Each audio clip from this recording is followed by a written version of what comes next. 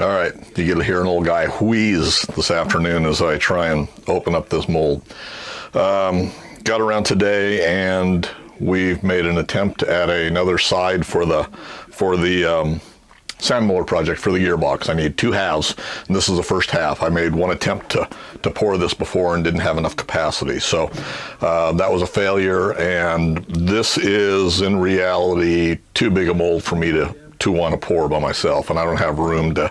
I was talking to my son about it earlier in my little one-man operation here. I don't have room to set up anything else at this point in time. So I've had 3 or 4 inquiries about people wanting gearbox castings, just because they are such a big casting that are working on these Mullers.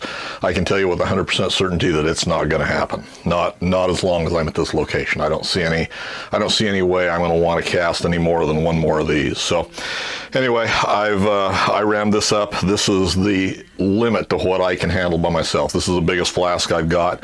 I actually cut it down in size, which I did a while back. I think I probably showed that on video, from what it was. And we're going to pop this open. I think I've got a good casting here. So I cast it a little bit different this time. I cast it with the side that's got more definition to it. I cast that down so that I was lifting the pattern out. When I initially cast it on my first attempt, I cast it this way with it sitting up like this. This time I cast it down so that the only details I had were these 2 bosses, basically. So I think we've got a good casting. It actually went together pretty well. It pulled pretty well. I had a little bit of fallout on the edges, which there again on 1 or 2 off things like this that are for my own use, I just machine that away or grind that away and go on our merry way. I did everything I felt like I could to get a successful casting out of this. I've got a piece of wood on the bottom that I've drilled a bunch of holes through so I didn't have any fallout on the bottom. I've actually screwed the 2 halves together. I've got 4 screws I've got to pull back out, and then I weighted it anyway. I didn't want to float it. And it looks like it poured really well. Like I say, this is the extent of what I can get. I could show you my little crucible that I welded up that people tell you aren't supposed to use steel crucibles. I didn't use a steel crucible. I used a stainless steel crucible because that's what I found to drop a pipe. Anyway, let me move the camera down and I'm going to open it up with you guys here. I'm probably going to dig the top part of it out, at least partially, to get rid of some of the weight on it. I can handle a half by myself, but it's the extent of what I can do. So anyway, let's open her up and see if we got anything worth having. And there's kind of a picture of it. Get all my stuff out of the way here and see if we've got anything worth having.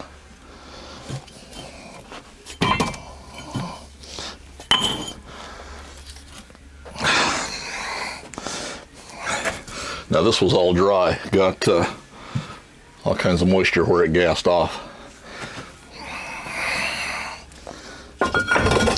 So this was cast about probably about 45 minutes ago, so I probably should leave it set a little bit longer. Yeah, it's a little soft. I think we'll probably let this cool a little bit more and we'll come back and open it up. Well, I'm impatient. Let's see if we can dig this open a little bit.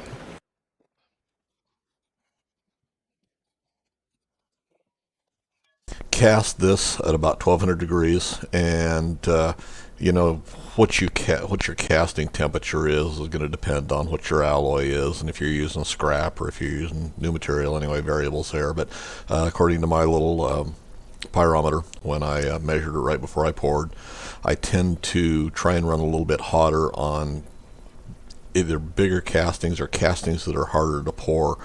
This has got so much volume that I wanted to make sure I didn't freeze at any place along the way, which was part of my problem earlier on, other than just not enough capacity in my little crucible. So it cast real well.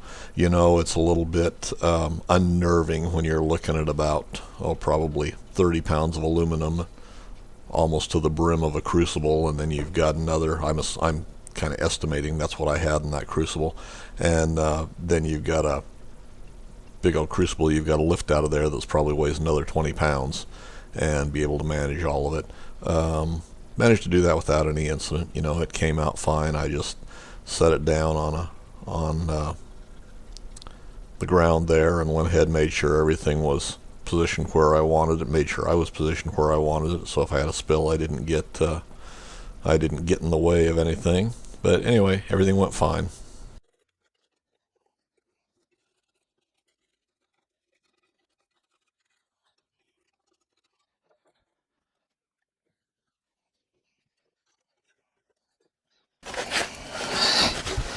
Okay, there's the back side.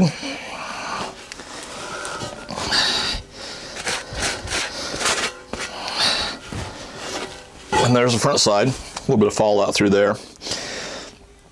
You're never going to see that. I'll clean that up with the die grinder, and that will be a perfectly usable casting. So one more of these to make. Most of this will get bored out for the hub. Other hub goes back here, I believe. And so yeah. So over the next few days, since we're moving along here and maybe have the technique down for doing a couple before I forget, well, I will go ahead and we'll cast the other one, see if we can't get it to come out.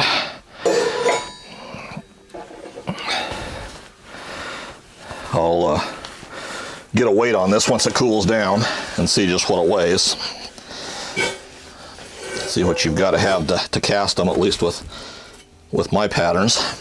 All right, so there's the day's work, and this was pretty much an all-day project. I started in actually working on this probably about 7:30 this morning, and it's almost 3 o'clock. So I've been pretty much all day doing this, and I'm a little bit tired. But anyway, I'm pretty excited to have this first half of that casting done. The top portion of the Muller is done, other than, you know, final assembly and doing the fit up and tuning once we get the rest of it together.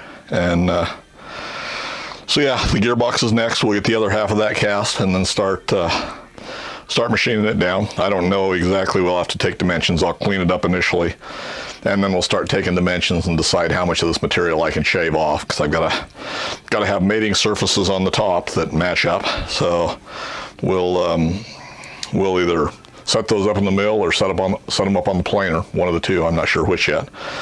But anyway, we'll do that and get the other half cast, machine them both at the same time, and we'll get this gearbox together. So anyway, hopefully you find this a little bit interesting. Comments, suggestions, leave them in the comments section for me below. And as always, thanks for taking the time to watch.